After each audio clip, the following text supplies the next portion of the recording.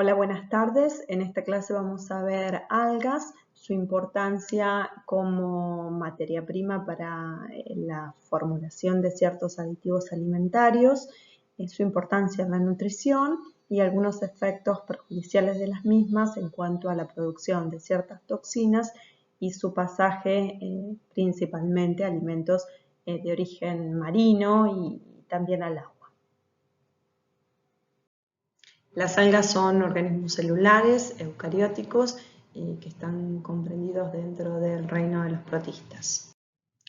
Como características principales vemos que las algas son organismos eucarióticos, fotótrafos, que realizan fotosíntesis oxigénica, constituyen un grupo de origen diverso, o sea, polifilético. Hay algas en todos los ambientes acuáticos donde llega la luz. Las cianobacterias y las microalgas, principalmente las diatomeas, conforman el fitoplancton y son los productores primarios principales en la mayoría de los ecosistemas acuáticos. Aproximadamente el 80% de la fotosíntesis del planeta se efectúa en los océanos. Y acá vemos justamente su función ecológica o su rol ecológico, su nicho ecológico como productores primarios.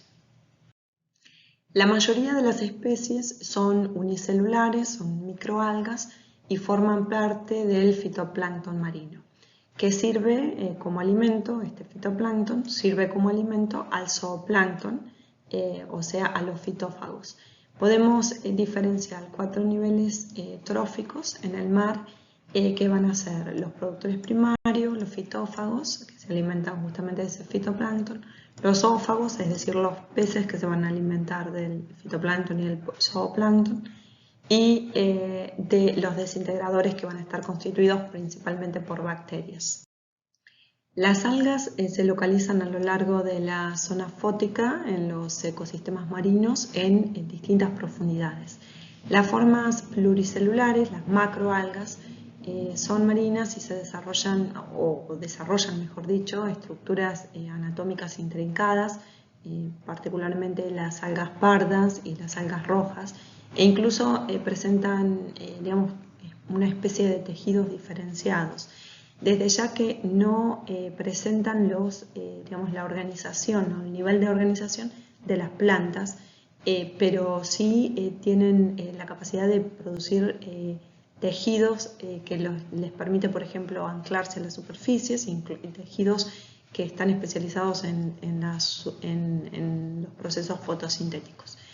En la parte superficial, van a ver en las zonas más superficiales de los ecosistemas acuáticos, vamos a encontrar principalmente las algas unicelulares, como las algas verdes unicelulares, diatomeas y dinoflagelados.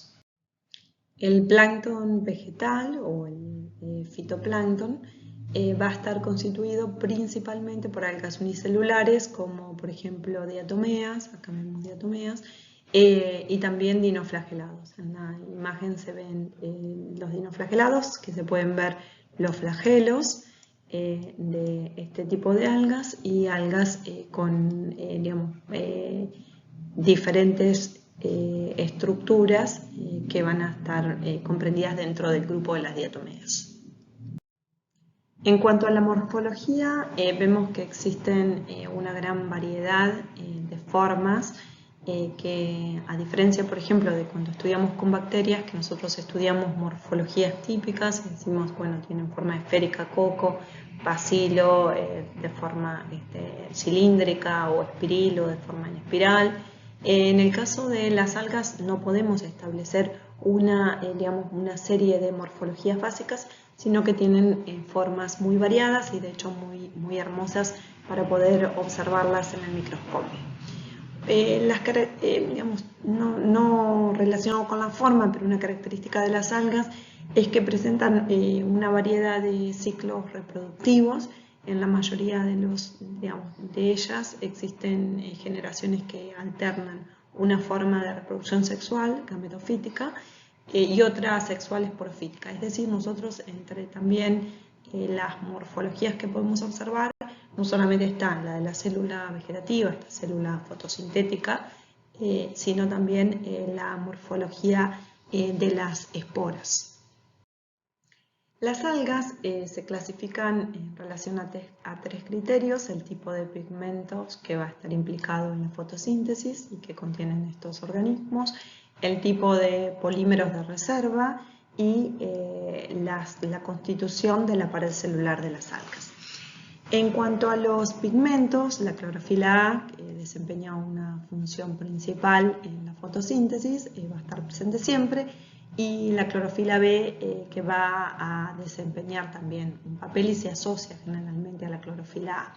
La clorofila B es muy similar a la clorofila A en cuanto a su estructura y también es de color azul-verde y absorbe, digamos, en la misma longitud o en un margen muy similar de longitud de onda que la clorofila A.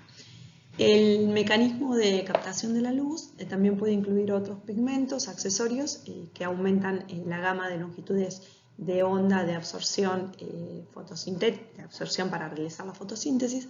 Por ejemplo, los carotenoides, que son un grupo de pigmentos accesorios que absorben en un máximo o en un rango, mejor dicho, entre 460 y 550 nanómetros, y por lo tanto son de color amarillo, rojo, naranja. Y hay otros pigmentos que también pueden estar implicados, como por ejemplo las satófilas o la ficoeritrina, que tiene un color rojo, o ficocianina, que es un pigmento de color azul y que por lo tanto le confieren la posibilidad de absorber a otras longitudes de onda.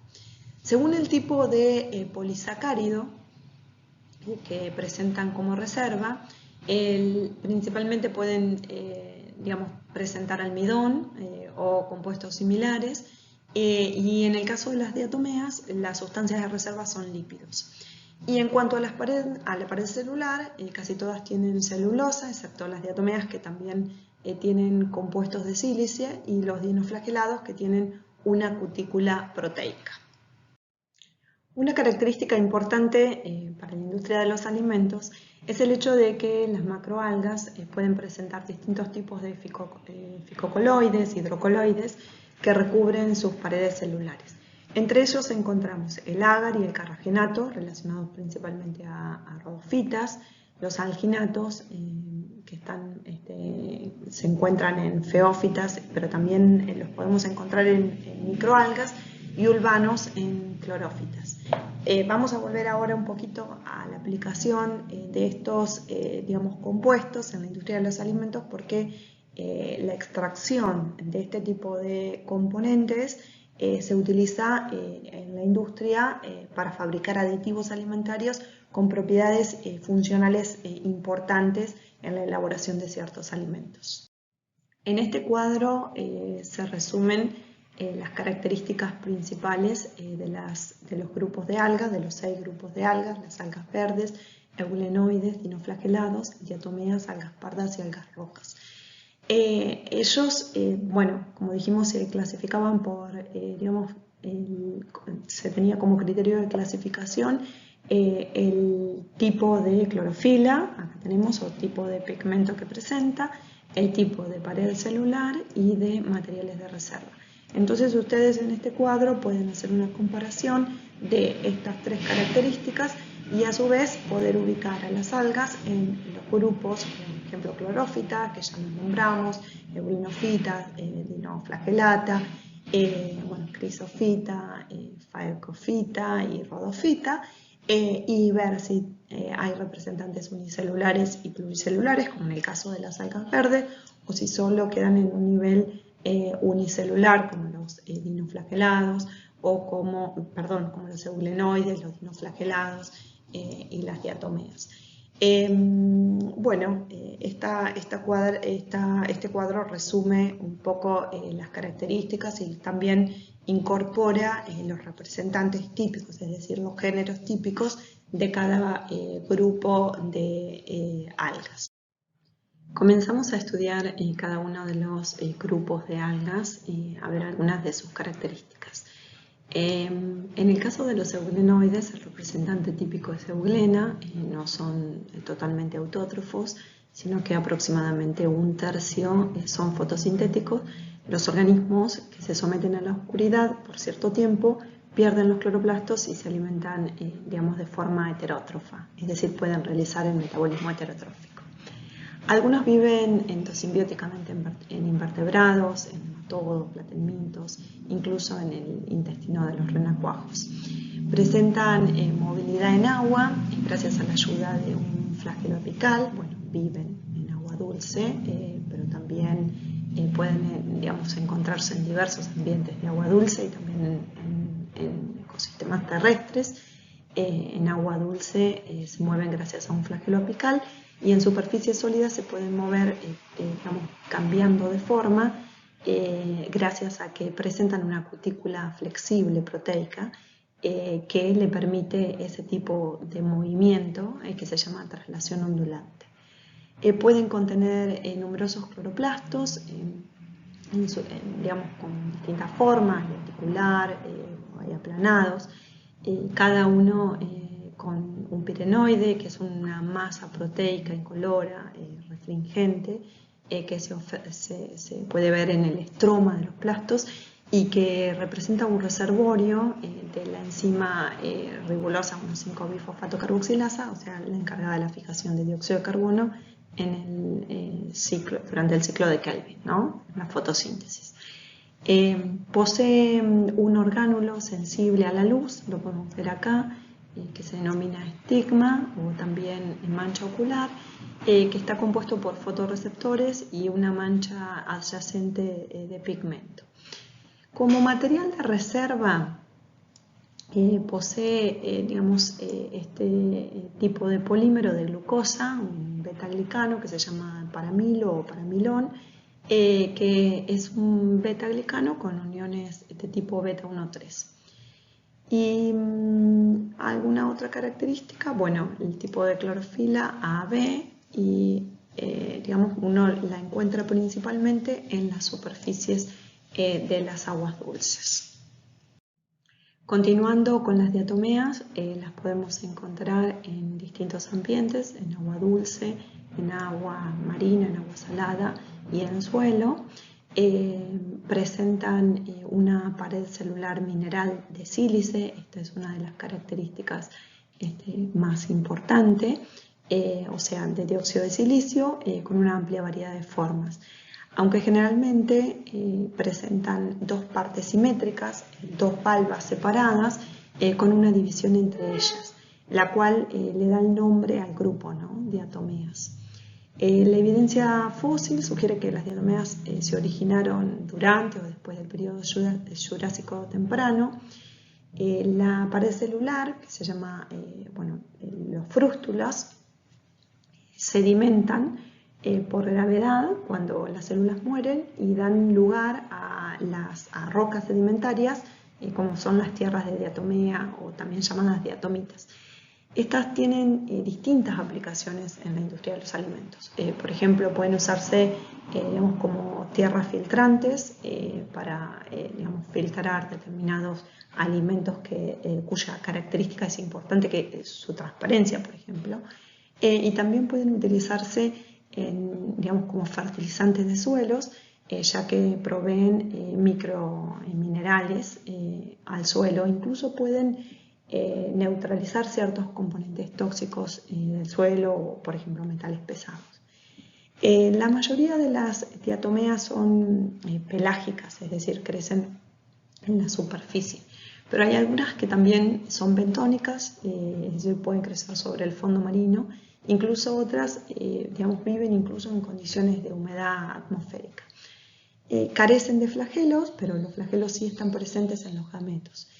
La reproducción de las diatomeas generalmente digamos, es alternada entre lo que es reproducción asexual y reproducción sexual.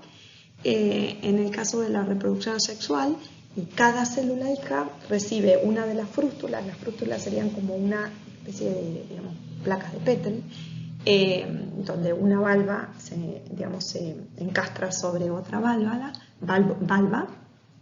y digamos, como consecuencia de este proceso de división, una de las células recibe la valva o la frústula más grande y la otra la menor, y lo que hacen es sintetizan la otra frústula.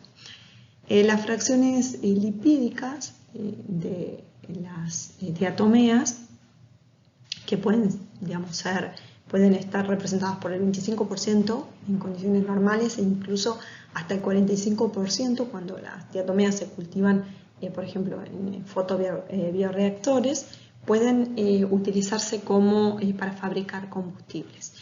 Y una característica importante que nosotros estudiamos es el hecho de que algunas diatomeas pueden producir intoxicaciones, particularmente la intoxicación amnésica por mariscos o por moluscos, gracias a que pueden producir una toxina que se denomina ácido domoico. Dentro de los géneros productores de toxinas nos encontramos con Nischia, con el género Nischia, Pseudonischia, que producen ácido domoico. Estas toxinas pueden afectar o pueden estar, en moluscos bivalvos, como mejillones, pueden estar en camarones, en sardinas, que son organismos que son filtradores de agua y se alimentan del fitoplancton. Este ácido domoico tiene una estructura similar al glutamato y compite con permitiendo la entrada de cloruros de calcio y agua a la célula, lo que induce la ruptura y la muerte de neuronas en el hipocampo y en los sitios de aprendizaje y memoria, produciendo una pérdida de memoria, lo cual le da el nombre a la intoxicación amnésica por marisco. El cuadro clínico generalmente comienza por una gastroenteritis seguida por un cuadro neurotóxico. En una intoxicación leve, después de los primeros 15 minutos a 38 horas de la ingestión del pez o del molusco o el marisco, se presentan estos cuadros de gastroenteritis con náuseas, vómitos, cefalea intensa, puede haber cólicos y luego comienza, en una intoxicación severa, se producen los síntomas neurológicos como confusión, mutismo, pérdida de concentración y pérdida de memoria. Después de los síntomas, si evoluciona y se presentan cuadros graves, puede presentar convulsiones, estado de coma, incluso puede llevar a la muerte. Los pacientes que sobreviven a los cuadros neurológicos pueden tener, consecuencias, o efectos, duraderos en el tiempo, durante un cierto tiempo, los efectos cognitivos, ¿no? Los dinoflagelados son un grupo extenso de algas, cuyo nombre proviene del hecho de que cuentan con dos flagelos. Acá no se puede ver clarito, pero tienen un flagelo de tipo transversal y otro longitudinal. Los parpadeos azulados, visibles en el agua en el océano por las noches, son producidos generalmente por floraciones de flagelados bioluminiscentes. Estas floraciones se producen generalmente cuando en el agua se vuelcan grandes cantidades de nitratos o de fósforo, que hace que justamente estos nutrientes, que son generalmente limitantes, de pronto se encuentren de forma abundante y puedan crecer y desarrollarse. En cuanto a sus características, los podemos encontrar en agua dulce y agua marina, asociados a la superficie.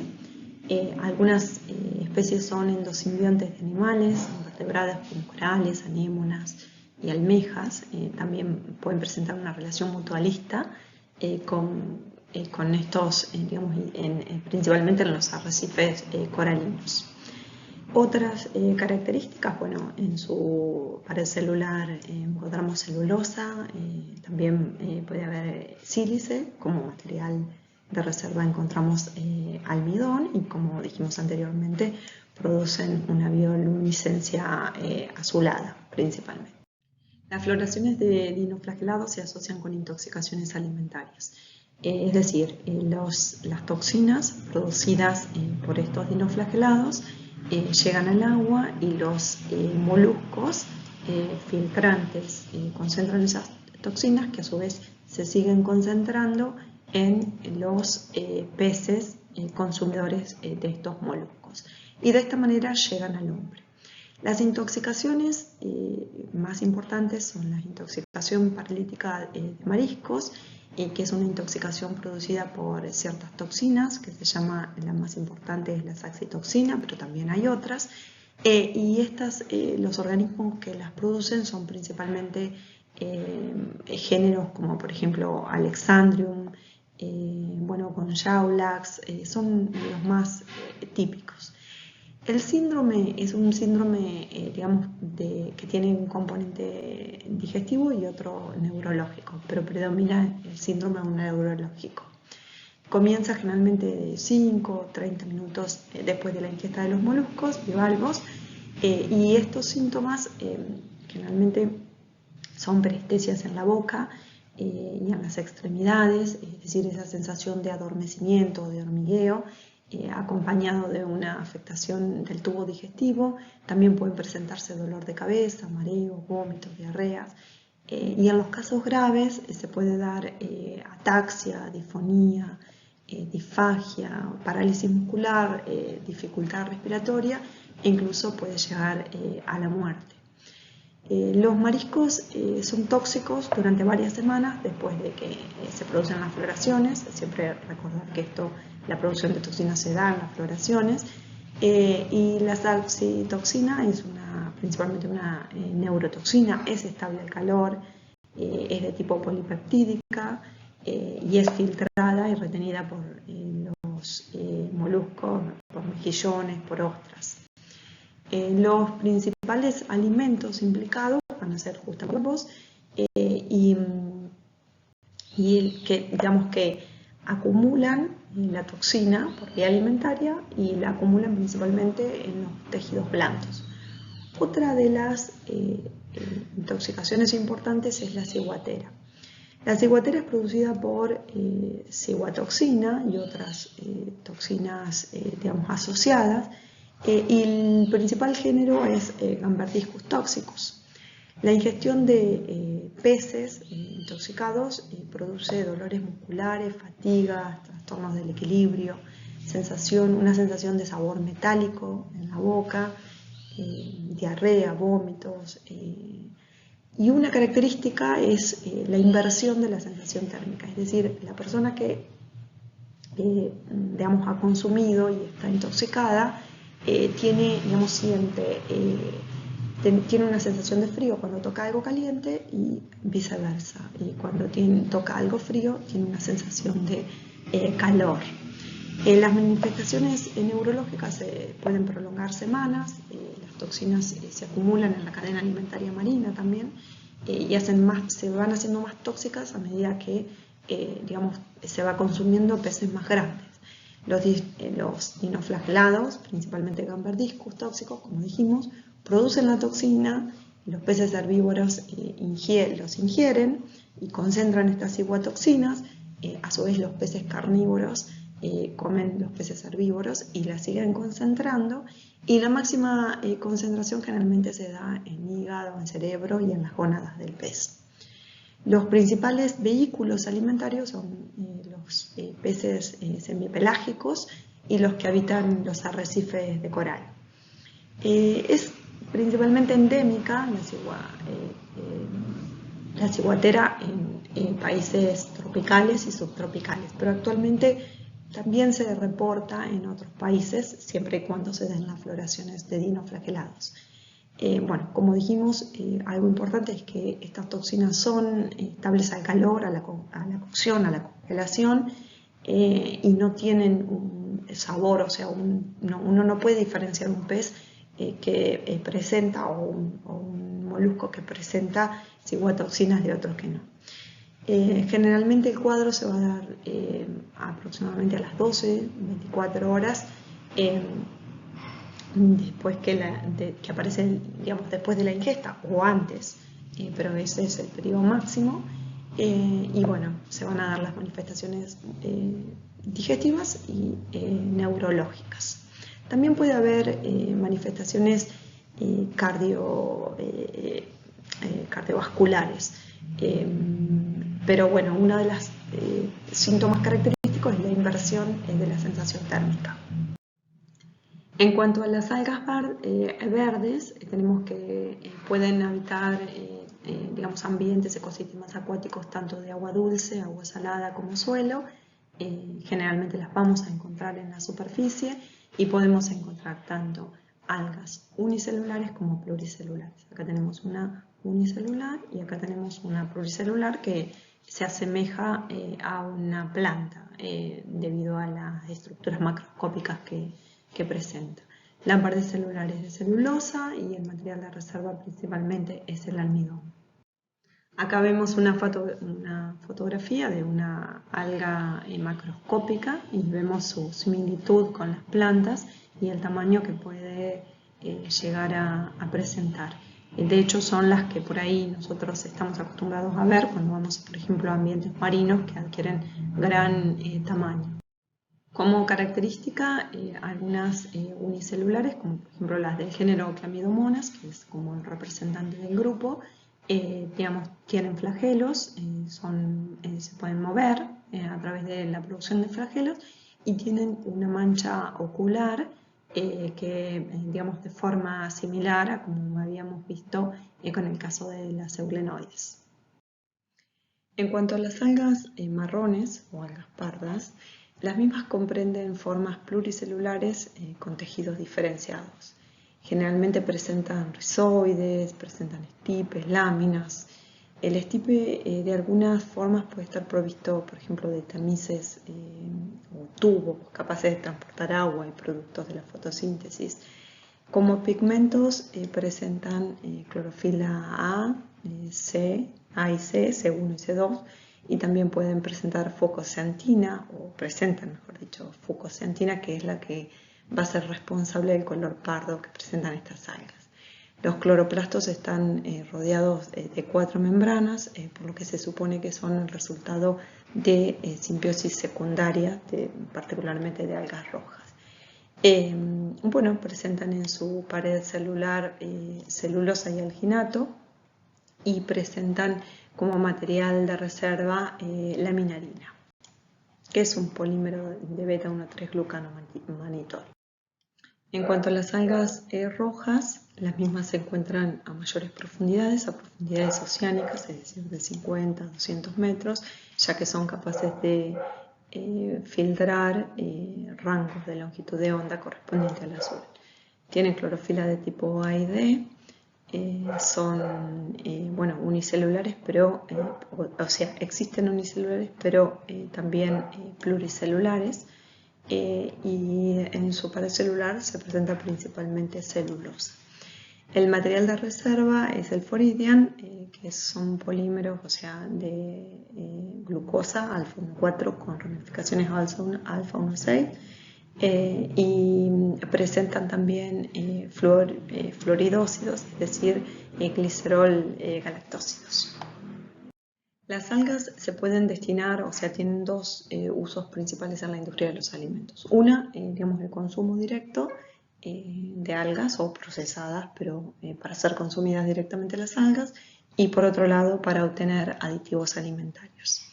En cuanto a las algas destinadas al consumo directo, aquí tenemos algunas que son populares como el alga nori. El alga nori procede de cultivos o se recoge y luego se seca al sol o también en hornos. Por ejemplo, en Japón hay más de 600 kilómetros de costas destinadas a la producción de alga nori. Y más o menos producen 300.000 toneladas de algas al año.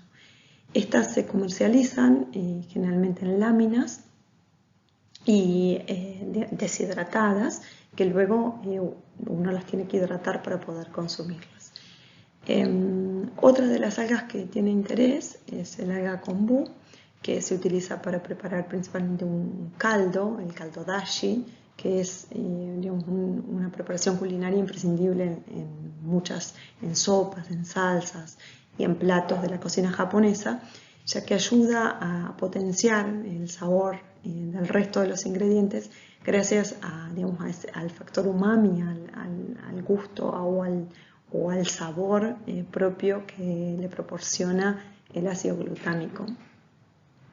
Otra de las algas que tiene interés es el wakame, que también es fundamental para la sopa de miso, también japonesa.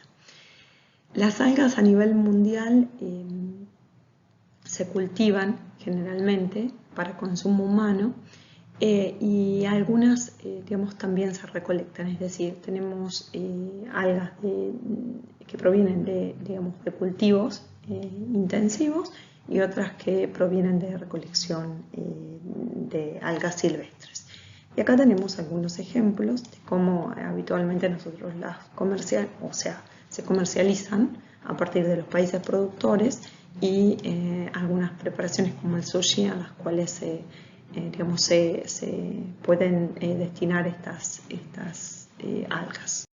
En cuanto al consumo de algas marinas, digamos, para usos industriales, destaca la producción de aditivos alimentarios como por ejemplo el alginato, el agar o la carragenina. Se estima que en el año se destinan aproximadamente 1 millón de toneladas de algas frescas para este uso, digamos, para extraer aditivos. La producción de agar, de carragenina, se cubre casi en su totalidad con las algas cultivadas, en cambio, en el caso del alginato, aún se emplean extractos de algas pardas recolectadas del medio natural. El cultivo de agar, o mejor dicho, de algas para la producción de agar, se concentra en las especies de Gracilaria.